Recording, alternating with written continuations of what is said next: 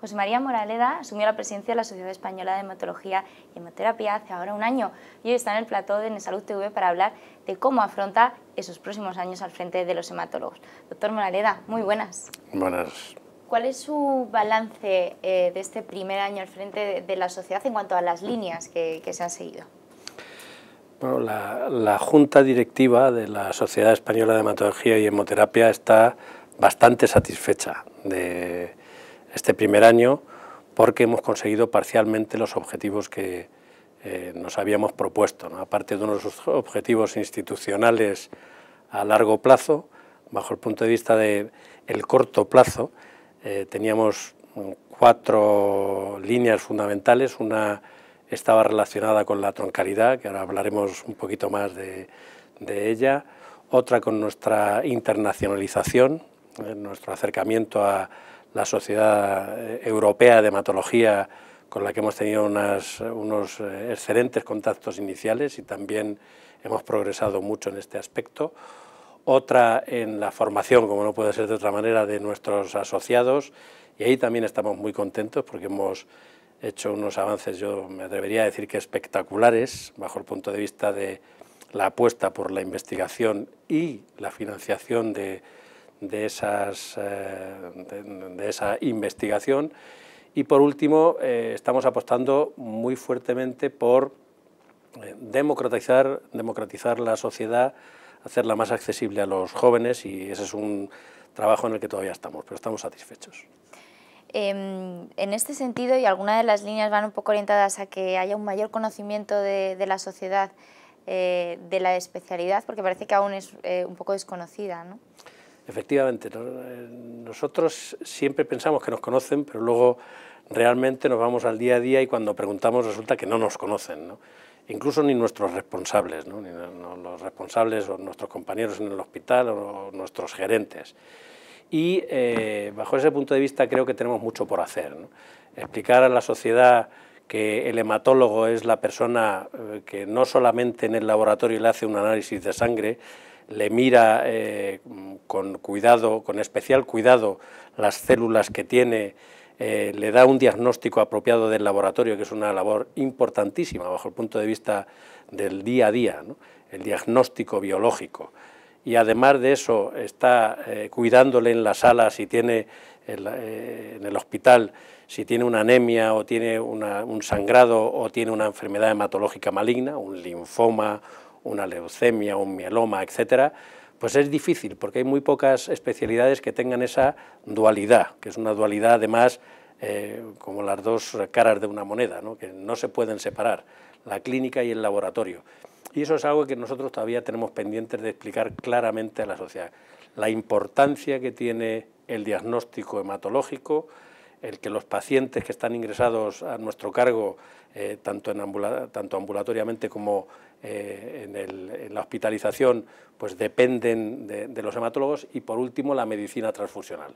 Los hospitales españoles, bueno, y de todo el mundo, no funcionarían sin la medicina transfusional, y eso también corre a cargo de los hematólogos, de manera que es una especialidad que forma parte del corazón del sistema sanitario.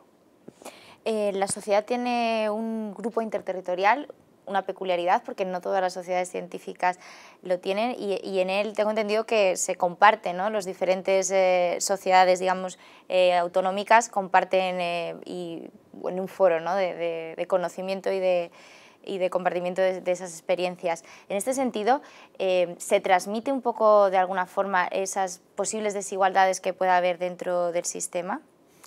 Pues verá, esto fue una iniciativa del doctor Antonio Fernández Jurado y del doctor Pedro Sánchez Godoy, que inmediatamente que lo propusieron nos entusiasmó a toda la Junta Directiva, ¿no? Nos parece que es un momento precisamente en el que hay que trabajar cada vez más en equipo e intentar que las sensibilidades de cada una de las asociaciones de cada región, ¿no? de cada comunidad autónoma, asociaciones de hematología, que las tenemos en cada comunidad autónoma, pues tuvieran un foro común donde discutir su preocupación. Y su preocupación no es otra, ni puede ser otra, que los pacientes, que el cuidado de los pacientes, ¿no? El beneficio final de todas las sociedades científicas es es el enfermo, y eso nosotros lo tenemos muy claro. Entonces, en ese foro es donde se discuten cosas prácticas, y cosas prácticas es, efectivamente, si los medicamentos llegan a tiempo y en todos sitios de la misma manera, y estamos un poco preocupados porque en esos foros precisamente es donde se ven con claridad que no es así, que sí que quizás hay voluntad por parte de las administraciones de que así sea, pero que bajo el punto de vista del día a día tenemos que reconocer que en España, o al menos en la parte que a nosotros nos toca y de la que tenemos datos, tenemos mucho que trabajar en este campo. Y es, insisto, una de los grupos de trabajo que nosotros le concedemos más valor. Afortunadamente van apareciendo nuevos fármacos, especialmente en el campo de la oncología. Hay dificultades de acceso a los fármacos innovadores. ¿Se teme que esas diferencias se acrecienten o sea más difícil que en la práctica clínica lleguen los nuevos fármacos? De la oncología y de la hematología. Y de la hematología, claro, sí. Me refería al campo que toca con la hematología oncológica. Nosotros en la hematología efectivamente hay enfermedades neoplásicas, pero también hay otras enfermedades que son enfermedades raras, como todas las enfermedades oncohematológicas, que requieren, que tienen medicamentos muy novedosos, que a veces, lógicamente, pues han costado mucho tiempo el sacarlos a la luz porque ha requerido una investigación muy profunda y son caros. Y esa es una realidad a la que no nos podemos sustraer, pero tampoco nos podemos sustraer al hecho de que los pacientes tienen que beneficiarse de los adelantos de la ciencia. Y nosotros eso también lo tenemos claro. Pensamos que hay que racionalizar las cosas, sin duda ninguna. En el proceso de racionalización tienen que estar incluidos los profesionales, que son los que más saben de eso, y llegar a un equilibrio que nos permita ofrecer a nuestros enfermos el mejor tratamiento disponible. Hablando y en la misma línea seguimos con los fármacos, la aparición de biosimilares de alguna forma ha preocupado a la sociedad. ¿Por qué razón? Pues verá, pensamos que los biosimilares tienen su papel, porque sin duda ninguna son productos que son terapéuticos y que si las agencias sanitarias los aprueban es porque está demostrada su seguridad y su eficacia, pero también entendemos que son moléculas que no son exactamente iguales que las originales, ¿no? Y que pueden tener su papel, pero hay que saber, de nuevo, por vía de los expertos, y en este caso los expertos son los profesionales, hasta qué punto tú puedes utilizar un medicamento para una indicación y hasta qué otro punto debes de utilizar otro. De manera que no somos opuestos a los biosimilares en absoluto, tienen su papel, pero cada uno en su sitio, ¿no? Y también vuelvo a decir lo mismo que al principio, nuestro punto de mira final tiene que ser el beneficio del paciente. Y entonces, enfocándonos con ese punto de mira, yo creo que todo será mucho más fácil. Al principio, en la primera pregunta, comentaba que una de las líneas, digamos, estratégicas es responder a determinados desafíos, y uno de esos desafíos es el Real Decreto de Troncalidad. ¿Cuál es la postura de la sociedad respecto a esta normativa? Pues mira, no ha cambiado. Se lo hemos expuesto directamente a los responsables en el Ministerio, lo hemos escrito, lo hemos comunicado y es muy sencilla. La hematología y la hemoterapia, que insisto que es una especialidad doble, clínica y de laboratorio, precisamente por ese componente de laboratorio tiene unos especiales adelantos, tiene mucha ciencia debajo, y los adelantos empiezan por la ciencia básica, luego van a la clínica. Y en consecuencia, los adelantos que ha habido en la especialidad en los últimos 5 o 6 años son tremendos. Si queremos tener unos profesionales, unos especialistas, que primero vean bien a los pacientes, les puedan ofrecer estos medicamentos de última generación que ellos se merecen, ¿no? y que están indicados para esa indicación, con el conocimiento apropiado para indicar o no, porque eso a veces se olvida, ¿no? Que es muy importante indicar, pero también saber cuándo no indicar para ahorrar en el gasto sanitario. Si todas esas cosas las ponemos en una coctelera, el punto final es que tenemos que tener el tiempo suficiente para que los conocimientos específicos de esta especialidad se las podemos dar a nuestros jóvenes especialistas y que además eso les lleve a competir apropiadamente en Europa. Bueno, si uno mira qué es lo que pasa en Europa el mínimo de formación de un hematólogo, con estas características de laboratorio, hemoterapeuta y además hematólogo clínico, son 5 años. ¿Somos favorables a la troncalidad? Sin ningún tipo de duda. Es decir, cuanta más formación básica de medicina interna haya, mejor sabremos ver al paciente bajo el punto de vista integral, ¿no? 2 años, muy bien. El conocimiento específico de la especialidad hasta ahora era 3 años, con lo que le acabo de decir puede ser incluso 4 o 5, pero si nos quedáramos en esos 3 años que hasta ahora teníamos, pues 2 más 3 igual a 5, es una suma extraordinariamente sencilla. Esa es nuestra postura. Como mínimo, que es lo que además Europa nos dice, para ser competitivos, tenemos que tener en la formación 5 años. Si las cosas van por ahí, estamos, y lo hemos repetido en muchas ocasiones, de acuerdo con el Ministerio, ¿no? Y con las autoridades. Si las cosas no van por ahí, pues entonces nos tendremos que ver obligados a exponer públicamente nuestro desacuerdo. De alguna forma, ¿han tenido alguna conversación con el Ministerio que les haga saber si se van a decantar hacia uno u otro lado? Hemos tenido varias conversaciones con el Ministerio y les hemos expuesto, como le acabo de comentar, verbalmente y por escrito nuestros argumentos, apoyados además por la Sociedad Europea de Hematología, que lo tiene claro. Si los hematólogos españoles quieren ejercer su profesión en Europa, tienen que tener un mínimo de 5 años de formación. Y creo que eso hay que tenerlo en consideración, teniendo en cuenta que el mercado tiene que estar para el futuro cada vez más abierto, ¿no? Tendremos que ser capaces de ejercer nuestra profesión en cualquier sitio de Europa, ¿no? Eso abrirá posibilidades de trabajo a nuestros jóvenes. Bueno, lo hemos expuesto así en repetidas ocasiones, como le digo, a los representantes, a los responsables sanitarios, y la contestación en ocasiones es vaga, ¿no? O sea, vayamos a la troncalidad, que son 2 años, que está aprobado ya el decreto, y luego ya veremos, ¿no? Ese ya veremos es el que a nosotros nos produce zozobra. Entonces, no hemos llegado a un acuerdo final de los contenidos específicos, aunque nosotros lo tenemos claro, porque los tenemos ahora mismo ya en marcha, y nos preocupa que en estos momentos, cuando hay cambios de leyes de algo que funciona muy bien, puede haber confusiones. Una de las confusiones, por ejemplo, son los límites de las especialidades. El linfoma, por ejemplo, es una enfermedad de los ganglios linfáticos que forma parte intrínseca de la especialidad de hematología. Bueno, pues puede haber ahí algún tipo de frontera difusa con otras especialidades y lo mismo en el laboratorio, y conviene que tengamos esos límites bien definidos, si no tendremos problemas en el futuro. Pues vamos, si le parece, a comentar un poquito los últimos resultados que se han presentado en el Congreso Americano de la Especialidad. En concreto, ha habido un estudio con un receptor antígeno quimérico, los llamados CAR, en pacientes pediátricos con leucemia linfoblástica aguda, que ha presentado remisiones muy altas en un tanto por ciento importante de los sujetos estudiados. Y no es el único ensayo en este sentido que ha demostrado resultados satisfactorios con este tipo de receptores, ¿no?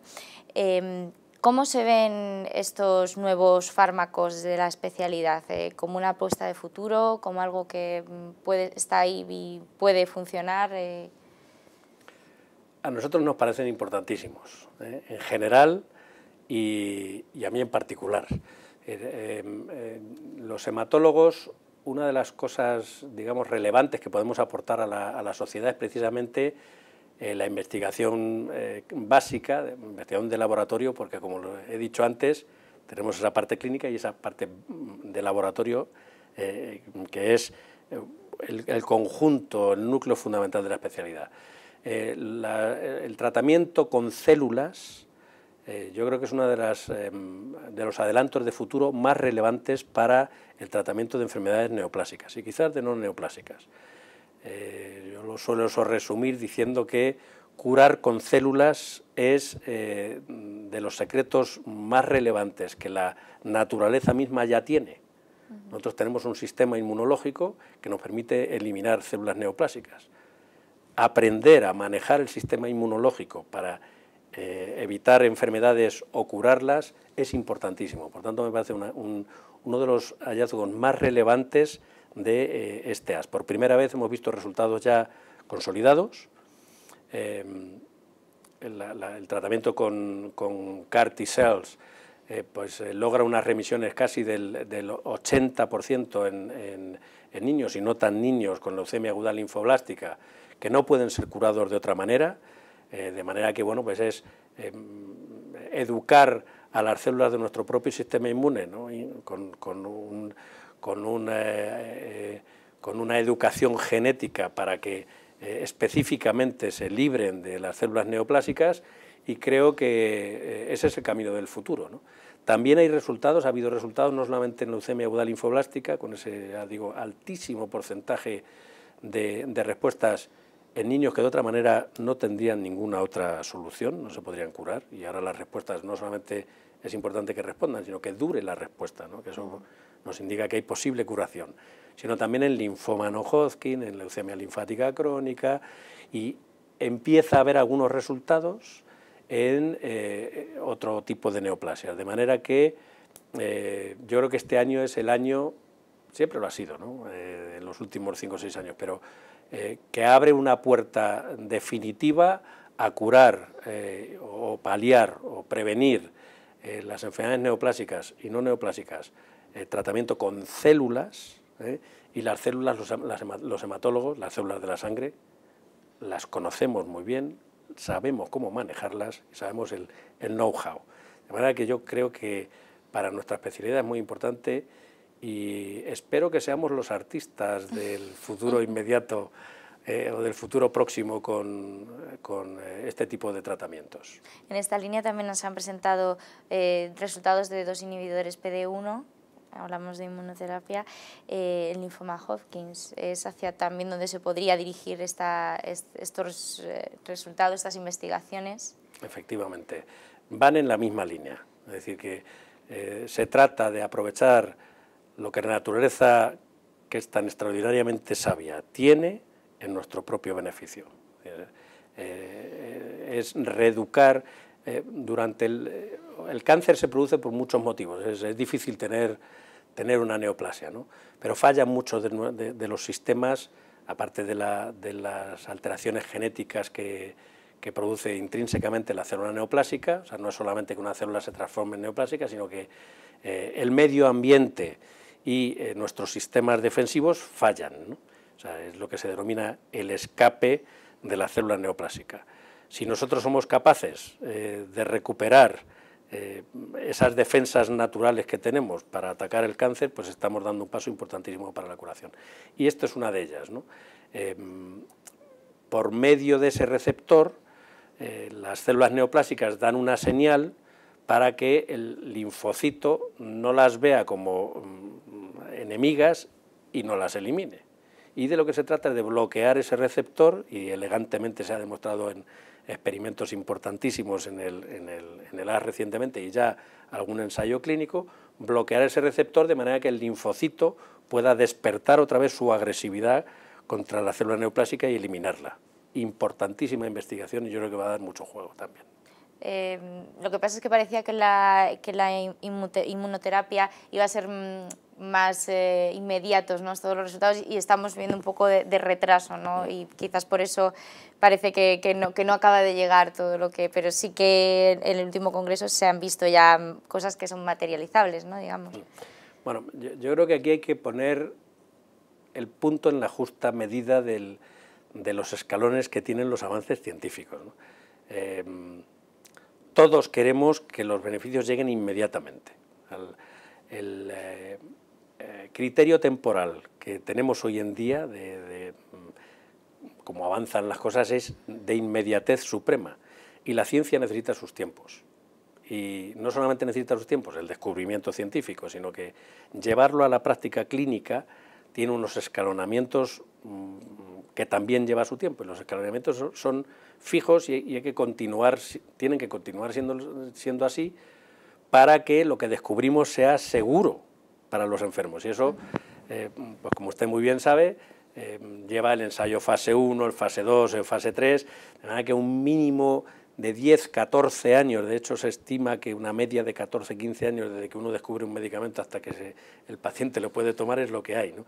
Con la terapia celular, que es una terapia con células, un medicamento celular, pues ocurre lo mismo, ¿no? Estamos en ese periodo medio desde que se descubrieron hasta que ahora lo podemos quizás aprovechar.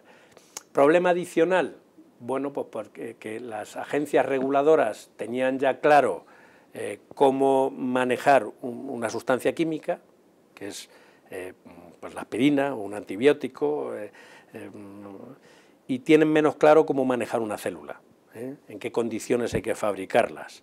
Y entonces todo eso lleva a un proceso legislativo al cual las agencias reguladoras, tanto la FDA como la Agencia Europea, se están ahora, digamos que habituando, ¿no?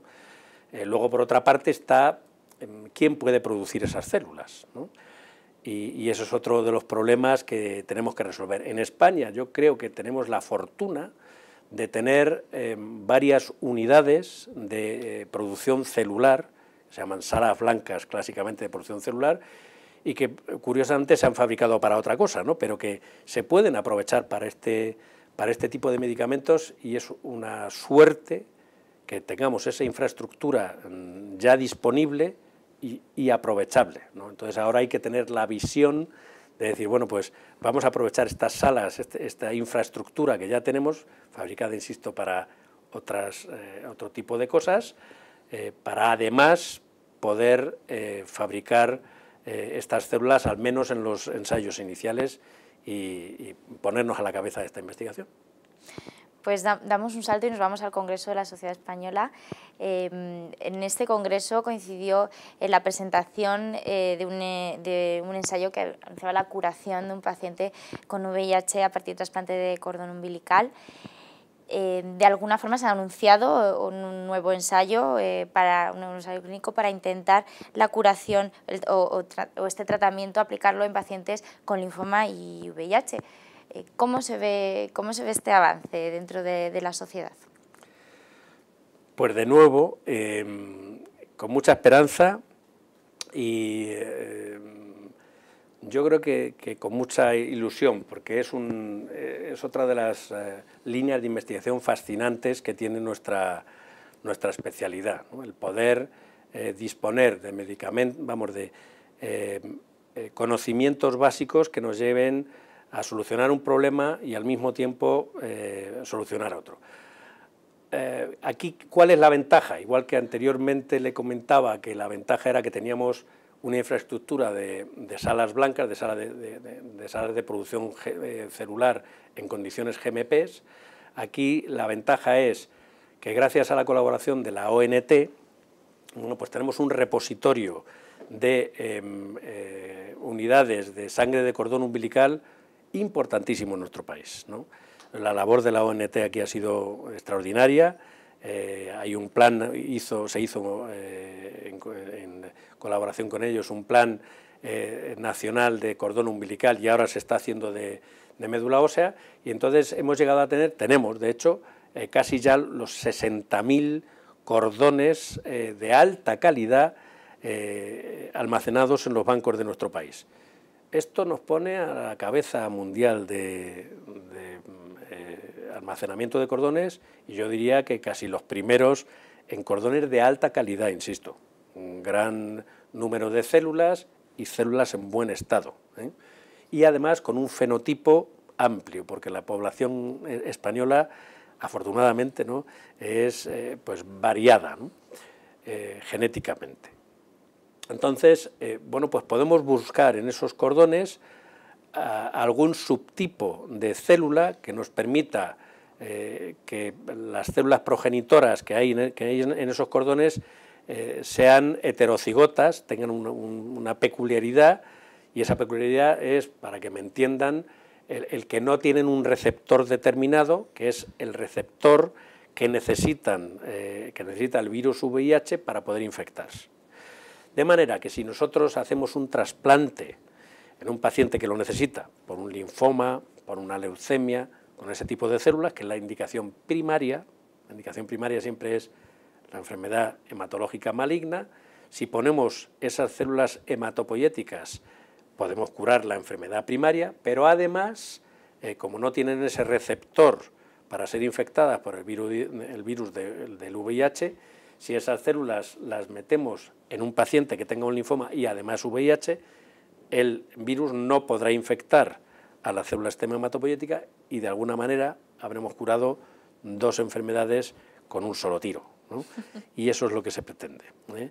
En pacientes con enfermedades neoplásicas hematológicas que necesitan un trasplante, seleccionar y que tengan VIH al mismo tiempo, seleccionar un tipo de células que nos permita primero curar la enfermedad hematológica maligna y al mismo tiempo hacerlos inmunes de alguna manera a la infección por el VIH, con lo cual habríamos curado teóricamente las dos enfermedades. Entonces, estamos extraordinariamente contentos porque bueno, pues uno de los equipos de hematología bueno, pues ha conseguido la prueba de concepto de este tipo de estrategia, liderado por el doctor Rafael Duarte, y en estos momentos estamos bueno, pues organizando ya un fase 1, colaborando con los virólogos, con las personas que se dedican al banco de sangre y con la ONT, para bueno, pues de alguna manera confirmar estos hallazgos y de nuevo pues intentar ser líderes en este tipo de estrategia para curar ambas enfermedades en Europa y en el mundo. Doctor Moraleda, pues muchas gracias por habernos acompañado en el plató, gracias por arrojarnos luz sobre este campo tan interesante. Seguiremos muy de cerca todas las noticias. Gracias por estar en Salud. Muchas gracias a ustedes por haberme dado la oportunidad, primero de darles a conocer la especialidad y de los apasionantes avances que hay, en los cuales los hematólogos tenemos ese know-how, que dicen los americanos ahora, saber hacer y, desde luego, con vocación de servicio para el Sistema Nacional de Salud y para nuestros pacientes. Pues con ese mensaje nos quedamos. Muchas gracias. Gracias.